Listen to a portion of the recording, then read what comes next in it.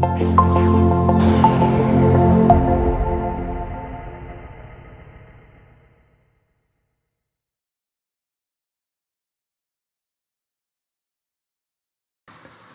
and energy meters are an important part of OpenDSS. Monitors and meters can be defined as the elements that allow users to record values and variables during the simulation. Monitors can be different types. They can register voltage, current, powers, tap changes, cap changes, the system environment, variables, etc. So to create a monitor, just go to the meters menu.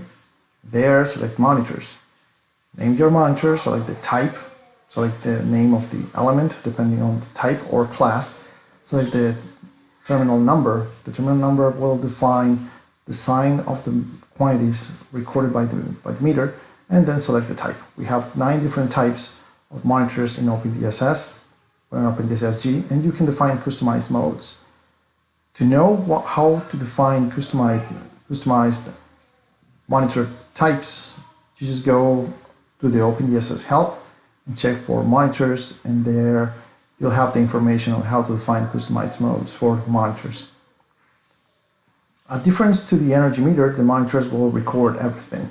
Energy meters will record information of the zone that the energy meter is seeing, as well as totals and other interesting information like demand intervals and other reports. So the aim of both monitors and energy meters is different. Once the elements are created, you can align them on the screen, you can hide them. Depending on the type of monitor, you have different options that can be selected just with a click. So you can navigate through them, different visualizations. Normally those visualizations, some of them are going to show you the last value, the current value. Others are going to show you the historical values. Depending on what we're looking for, we have options. We have options within the monitor and the energy meter. To show an example, I'm going to run a daily simulation here. And as we can see, the simulation is done. And right now we're seeing voltages line to line. That reading is for the last sample of the simulation. However, if you want to see specifics or want to see historical data, the only thing we need to do is to go to, for example, voltage versus samples, and that will bring historical data in a graphical way. The energy meters will report the totals for what we have. So in this case, I'm going back to the monitor and trying to see the voltage versus samples that we have recorded for this simulation. We can see we have 24 samples. And we can do the same for voltage, current, powers, active powers and reactive powers. If that's not enough, I can also check the name of the element to which my monitor or energy meter is connected to and locate it within the GUI. Also, if required, I can edit my monitor. For example, in this case, I have a standard monitor. I'm going to change it for powers. That will delete the previous version of the monitor, also the content, but it's going to bring the new monitor, which is going to record only powers, depending on the latest configuration I've set.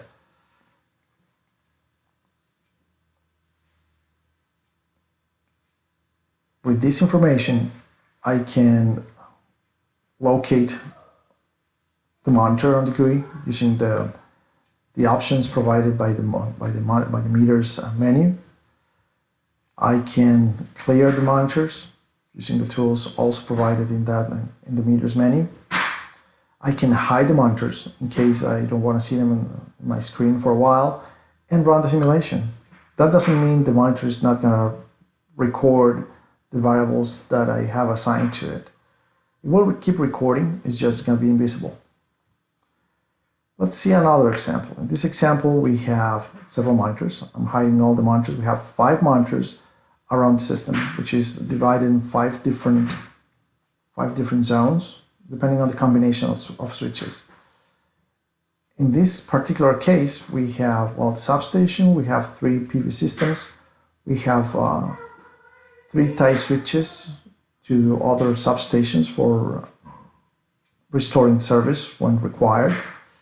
So I'm going to configure the system in a way that all the tie switches to other feeders will be open and the PVs will be connected to the local system.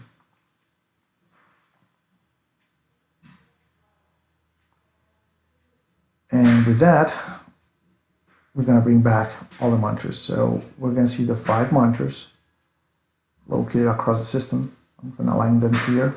You can hide them one behind the other, or just align them across the screen, which is very convenient when you're working with multiple screens. You can put the monitors in one of the screens, and the other one is going to have the model running. So here we can see that all the monitors are standard monitors. So for example, if I go for the phasers visualization, I can synchronize all the monitors that are the same type. So I'm going to see all the information the same way for all the monitors. In this case, I changed to voltage versus samples, and I'm going to run a daily simulation. So once we run, we have all the recordings for each one of the zones separately with each one of the monitors. I've just opened one of the zones and we can see the voltage drop in that zone. You can see it in the second monitor from left to right.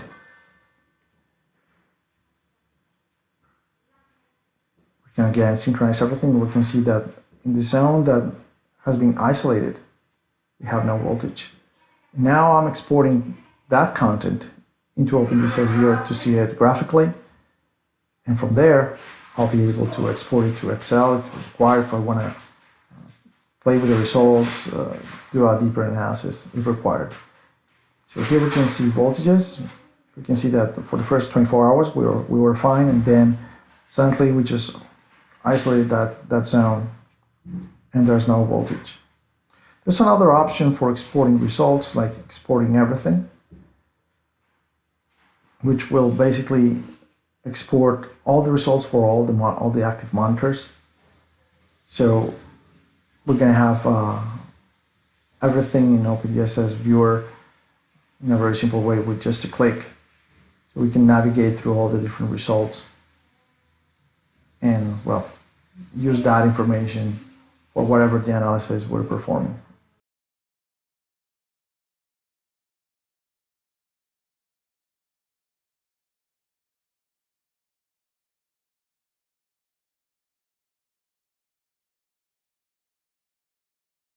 In this example, we have eight monitors, and 3 of them are different from the others.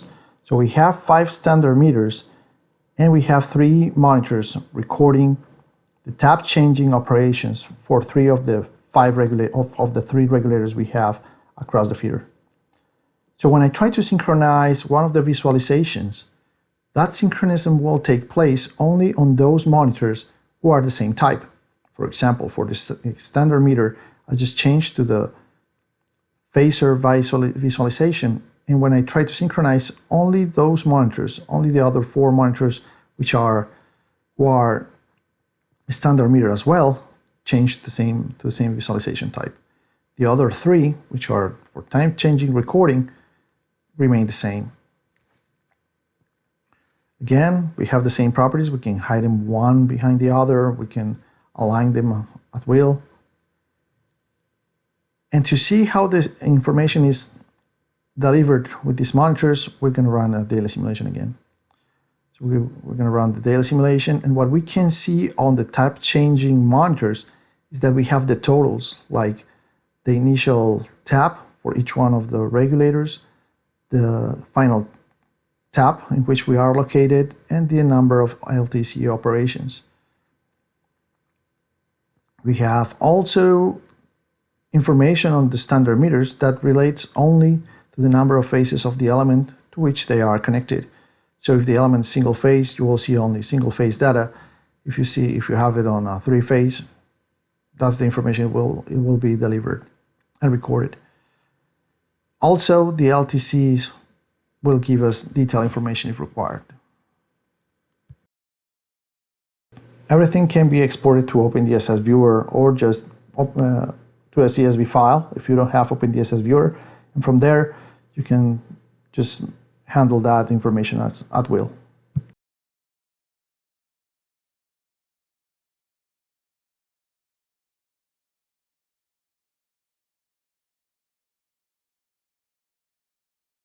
In OpenDSS-G, we have created a tool called the Simulation Explorer. The Simulation Explorer is a graphical tool for navigating through the DI reports provided by the energy meter, particularly the overload and the voltage violations report. So in this case, for this example, to show how it works, as you can see, we have an energy meter at the feeder head, and we're going to perform a yearly simulation. In this case, we're going to also activate the DI reports just by checking on the checkbox called Enable DI Reports. And we're going to use also temporal parallelization to go with parallel processing and make it faster. So once the system is set, you can just go for the simulation. Again, we're going to hide the meters. We don't need them visible. Now we are done. The next step will be to start the Simulation Explorer. Go to the Analysis menu, and from there select Simulation Explorer. In this window, just by clicking on a checkbox, I can see the voltage violations. It will show me in which time instance of the simulation there were voltage violations or overloads in red. I can also click on Show the Summary, which will bring me a summary of all the different violations that we saw during the year, bringing the name and the values for each one of the overloaded elements, and I can export that into Excel if required, just by making a right click. There are also some other synchronism options that allow me to, for example, look for the highest overloaded element, and then by clicking on the play button at the right of the screen, show that time instant in the Simulation Explorer window. I can also apply several filters, like filter everything for the PD element type, like if it's a line or transformer, or by the number of phases. So as you can see, I just selected, I found the maximum overload, or when the overload is higher in the system, and synchronize it with the Simulation Explorer window. Also, I can locate the element selector from the table. When I click on Recreate the Snapshot, what's going to happen is that OpenDSS-G is going to recreate that time instant and show me how the overload looks like. I can use zooming tools, the zooming tools provided with the Simulation Explorer, to get closer and see how was the behavior of the overload in time. So depending on where I put the cursor and when I click on the Recreate Snapshot, I'll be able to see, depending on the intensity of the demand and the occurrence of the violation in time, how severe is that overload. For example, we can see here that when the demand is lower, there's a lower number of overloaded lines, as well as when the demand is higher, well, we're going to have more overloaded lines. The same happens with voltage violations. In the case of voltage violations, the summary is going to show me the report of the time instance in which there were voltage violations. I can also try to find the maximum and minimum for over and under voltages, for medium and medium voltage range, and for low voltage range. I have the same tools as with the overload summary. I can locate the time instance for the selected voltage violation time instant in the Simulation Explorer. I can search for the element that is reporting a voltage violation by type.